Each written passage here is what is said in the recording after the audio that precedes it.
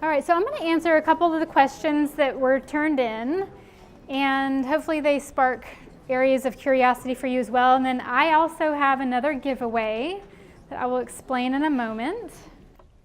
This next question is, how does the fact of the fall play into all parts are good? Are some better than others?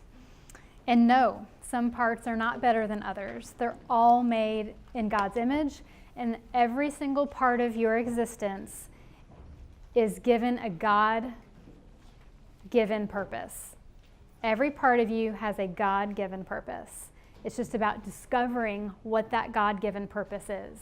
Because as I said earlier, the seed of that goodness is covered up with all these leaves. And all those leaves represent all the muck, all the burdens, all the pain you've accumulated over the years and throughout your life, and in your clients through traumatic experiences. So all parts are good and none are better than others. If we want to do dichotomous thinking, if it helps, because it does sometimes, if we want to label something as good and bad, we can say burdens are bad. Okay? So parts are good, burdens are bad. Parts go into their extreme roles because they have picked up burdens.